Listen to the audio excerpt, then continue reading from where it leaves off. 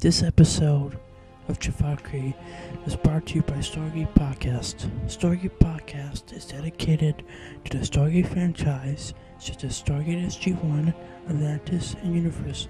Please check us out on Facebook, Twitter, YouTube, Instagram, and everywhere else. If you would like to join us in an upcoming episode of Jaffa Kree, please direct message me on Twitter, or you can contact me on Skype at stargatepodcastnetwork@gmail.com. Thank you very much.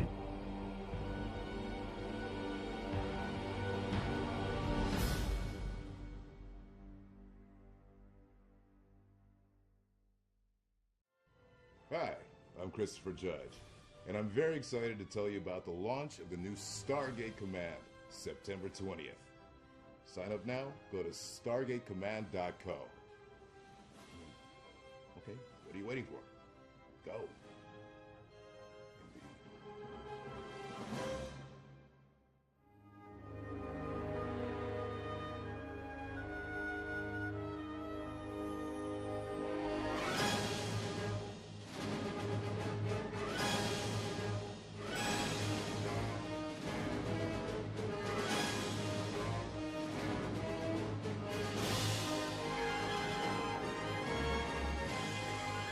I can save these people! Help me! Many have said that. But you are the first I believe could do it. General Hammond, this is Teal'c. He can help us. You know what he is? Yes, sir, I do. He's the man who saved our lives. And if you accept my recommendation, sir, you'll join us.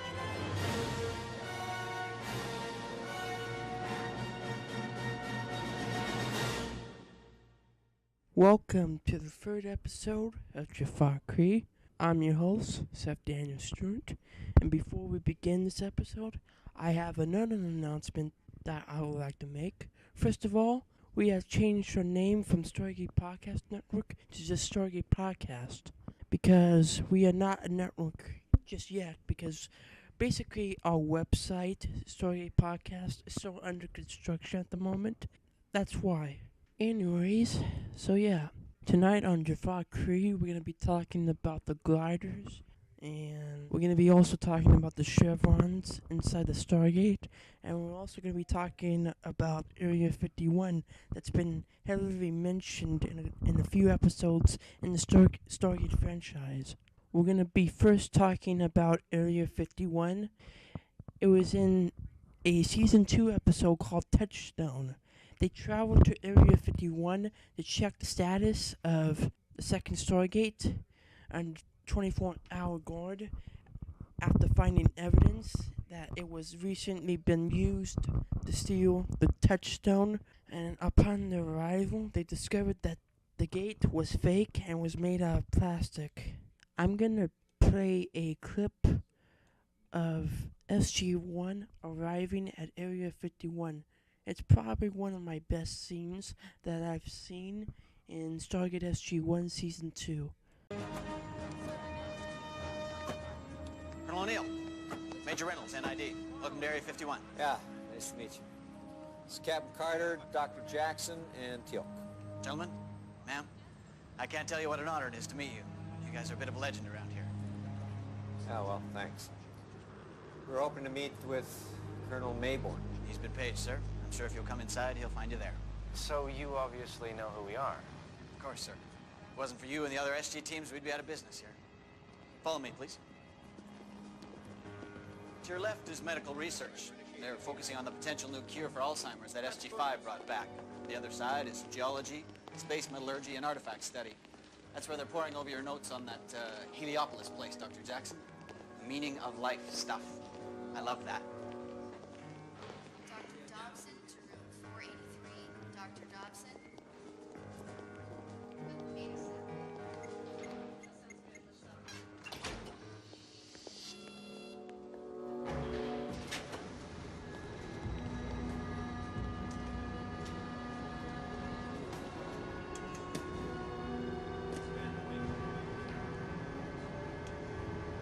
That's where we're studying those 2 Gould death gliders that you were in after you guys did your hero thing. Nice work, by the way. Yeah, thanks. This way. Lieutenant O'Connell, please go to room 469. This is the bioresearch lab. Is this where you're keeping the little green man? Number 7. There are no alien life forms at Area 51. Present company excluded, of course. That's the clip in which SG-1 goes to Area 51. And now I'm going to be playing the clip in which SG-1 meets up with Colonel Mayborn about the touchstone and the fake second gate.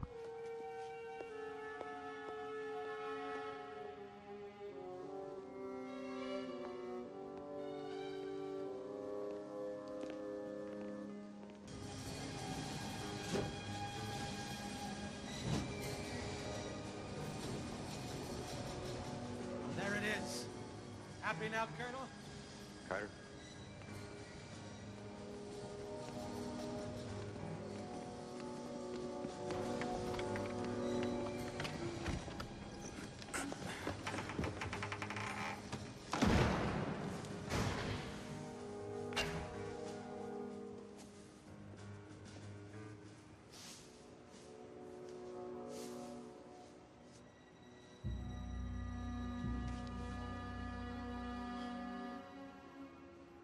Satisfied. Not really. Just proves it got packed up real nice after it was used. I assure you, that gate has been in that crate since it was brought here from the Antarctic. Come on, Harry. You and I have been through this dance before. Colonel. This gate is plastic. What? Captain Carter is correct. That's ridiculous.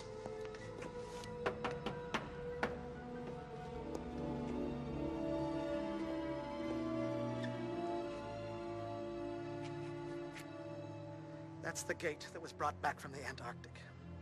It's been under lock and key since it got here. This gate's plastic. Where's the real one?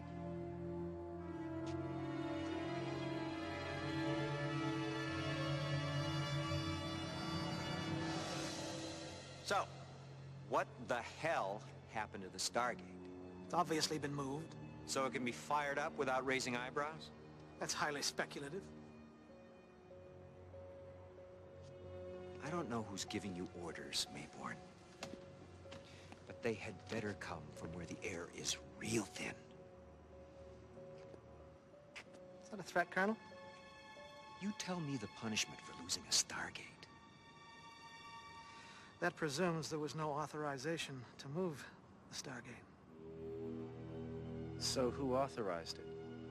That's classified. We have the highest clearance. Within the military, you do.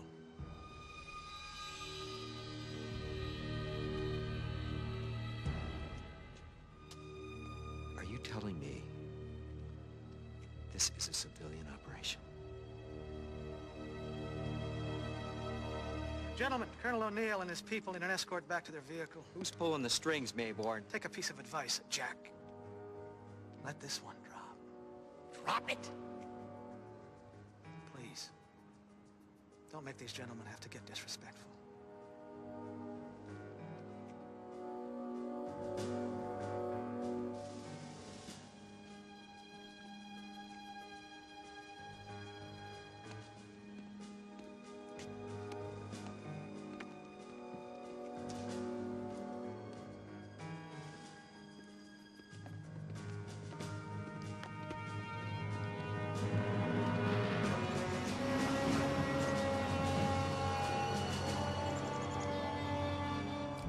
Let me tell you what happened in that clip. Basically, SG-1 was asking questions to Harry Mayborn about the touchstone. Carter and Teal'c found out that the second gate, was fake and was made out of plastic, like I said earlier in the show. And they were forced to leave Area 51 because they were asking too many questions about the touchstone and the second gate. So, yeah. And I'm also going to be playing a clip from Season 3 of Stargate SG-1 called Point of View, in an alternate reality in which Dr. Samantha Carter and Charles Kowalski used the mirror from their But for the Grace of God to escape their reality and make their way to Area 51. I'm going to play you that clip. Major, come on! We gotta go back for the general! I can't shut it down! I won't find this window again! We have to go now!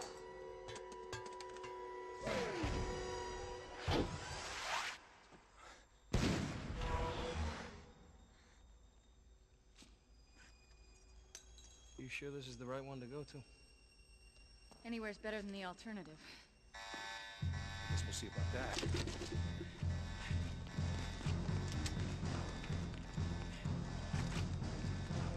Drop your weapons! Do it now! Does anyone want to let me know what the hell's going on here? Anyone? They appeared a few hours ago in a Nellis high-security lockup. That quantum mirror you got locked up at Area 51. You guys never figured out how to use it? Is he talking about that alternate reality thing Daniel futzed with on 233? Who's Daniel? We can't be followed if that's what you're worried about. I brought the remote through with us. I have ordered the device sent here under heavy guard. Where we come from, the ghouls just took over the world, Colonel.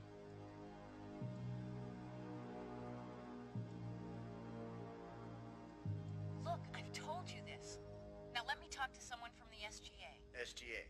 There is no such organization. Well, then you call it something else. The Stargate Project, Stargate Command. Stargate? What do you know about the Stargate? What do I know? Everything. We've been through this. Well, let's go through it again. Oh, for crying out loud. It's a big round thing. It takes you to other planets. I made it work 4 years ago, and we have been exploring the galaxy ever since. That is, up until yesterday, when the Gould came and started taking over every major city from orbit and making slaves of the population.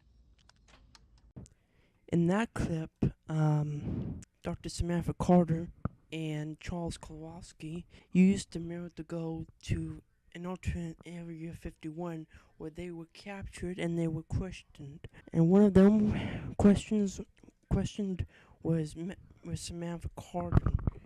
And she tries to explain to the Area 51 person that about the Stargate program. And he wants to go through it again with Carter.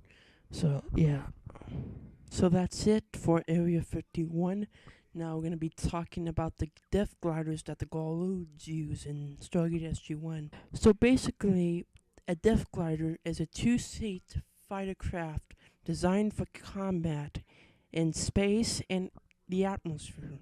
They are the most popular ship. The class is a attack starfighter. The length is 27.99 feet. The width is 45.9 feet.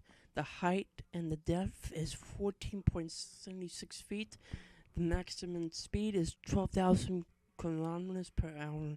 The engine units are the Death Glider propulsion system. The fuel is, of course, Nakrada. The passengers are none. The crew is only a pilot and a co-pilot. And the affiliation are the Grow Empire, the Free Jaffa Nation, and the Tali briefly. They have a couple of types of death gliders. Udajit, I can't say it right, the Needle Threader, and the Ring Transportation Death Glider. Now, I'm going to be talking about the most important thing inside the Stargate. It's called a chevron. A chevron is a V-shaped, often used as a threat. They were used on original ancient Stargates. They both have 9 chevron-shaped lights distributed evenly around them, which are used to indicate the stage in the dying process, such as Chevron 1 encoded, Chevron 2 encoded, Chevron 3 encoded, and that stuff like that. And the person who controls the Stargate at the SGC is Walter Harmon, and he says that every time when he's done at the Stargate. So, yeah. Okay, I think that's going to be it for now, because I'm tired, had a long day today. That's it for Jaffa Kree episode 3. Here's what we got going on in other news of Stargate, courtesy of GateWorld.net. I've been a music fan all my life. It's the first thing I notice when I watch a movie or play a video game. And frankly, it's been almost a year since I heard a film score that had me say wow when the theater lights were coming back on, and rushed to the supermarket to pick up the accompanying soundtrack. Stargate: The Ark of Truth is a wow score.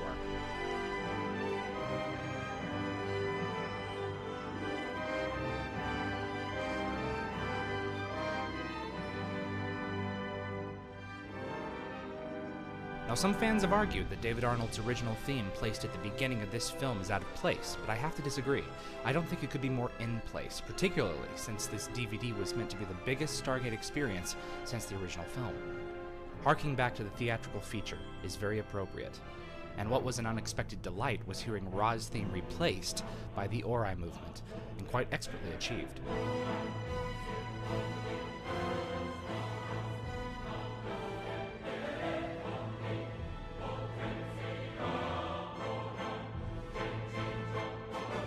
Now, being the music buff that I am, I have always been hypercritical of the music on Stargate.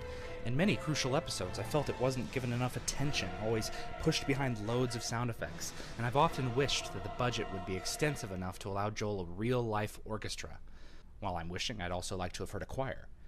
In The Ark of Truth, all of this pays off. The music is given whole scenes to breathe, with an absence of sound effects. The budget allows for an orchestra, and yes, I get my choir. Have a listen to this great moment in the film, which Joel's team likes to call Teal'c's Journey.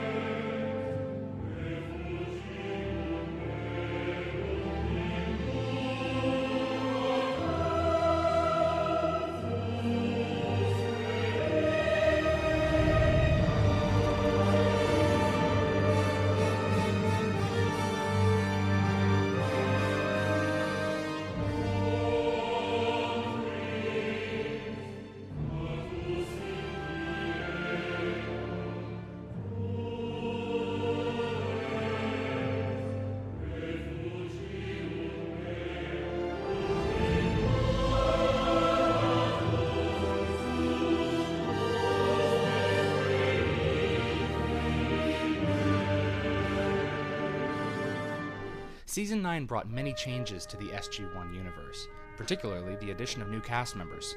The very first scene of Avalon Part 1 makes this quite apparent, with a horn solo introducing the melody to Mitchell's theme, and ostensibly the new SG-1. Joel is quite correct to bring this theme back for an encore in The Ark of Truth, a movie which is essentially the big payoff of the last 2 seasons.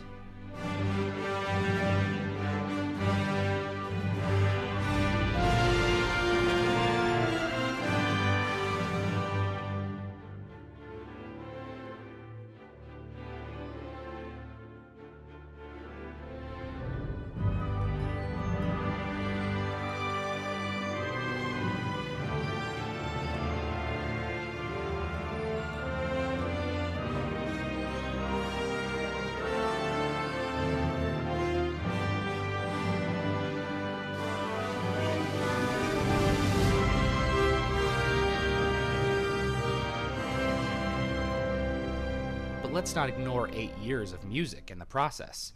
The Replicator theme, a mechanical ostinato, returns unexpectedly in this movie.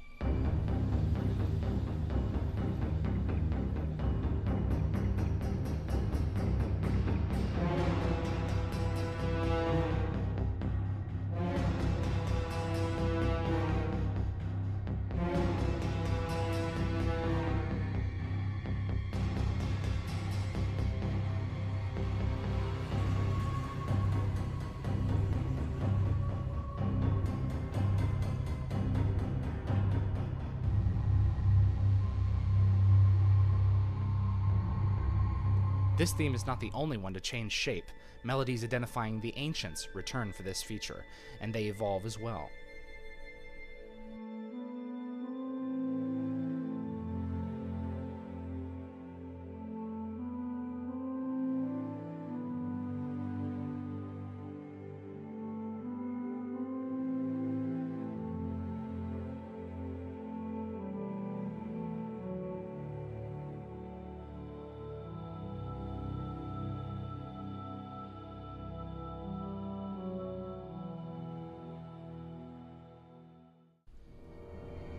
couple more of my favorite moments, thrown in for good measure, involve a near-miss Ori assault on the Odyssey.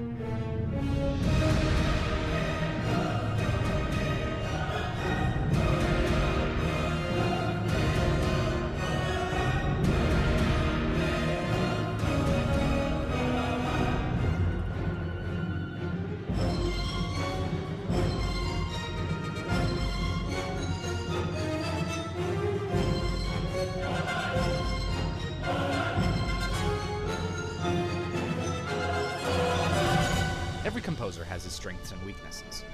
The montage in the climax to Reckoning Part 2 left me feeling a bit hollow. I couldn't quite put my finger on what was missing. In contrast, the climax to the Arc of Truth is far superior.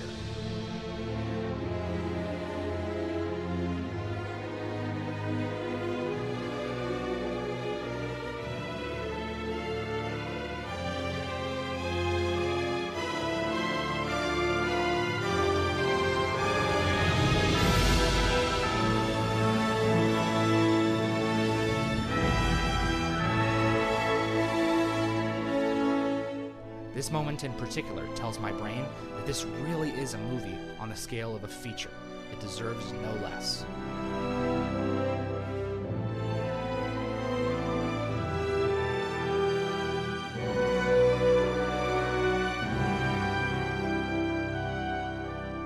There is a downside to this soundtrack.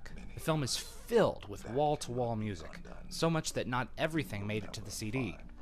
One of the most powerful moments in the film, in my opinion, is during Teal'c's conversation with Toman. It's a perfect gel of Jaffa and origin concerns. Unfortunately, you won't find it with this set. Fight for what you believe, and all may be lost for everyone else. But do not fight for yourself. Fight for others. Others that may be saved through your effort. Still, I must give thanks for all the music that managed to make it into the soundtrack, which is an impressive amount. If you're a music fan, you may have noticed the lack of Stargate scores available for purchase. The Arc of Truth is the first score since the Atlantis pilot to be released on CD, and while I hope MGM is still considering releasing the rest of SG-1 and Atlantis in soundtrack form, Arc of Truth definitely satiates me for the time being. There is well over a decade of music from this incredible franchise to listen to, apart from the dialogue and the sound effects. Still, much of the best of that 10-year journey can be found on this CD, the Ancients, the Replicators, the Ori. For a loyal viewer who has followed the team on their voyages, this soundtrack is the best payoff we can ask for.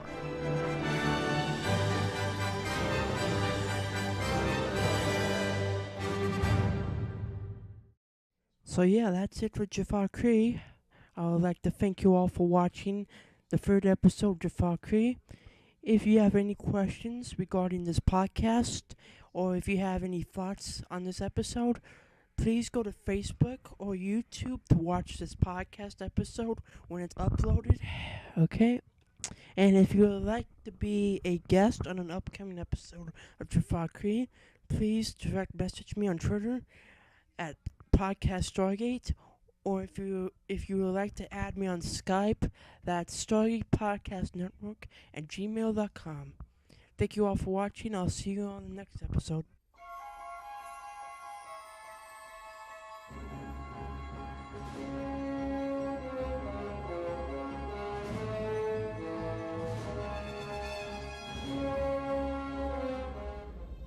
It's over, Jack. No extensions, no reversals, no new hearings. The Stargate will be buried, literally and figuratively. Sir, if he was on board that replicator ship... Carter, we don't know anything. No, sir. Anything else? No, sir.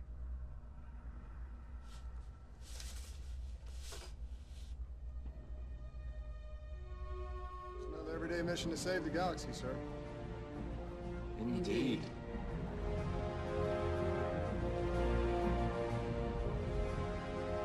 Godspeed.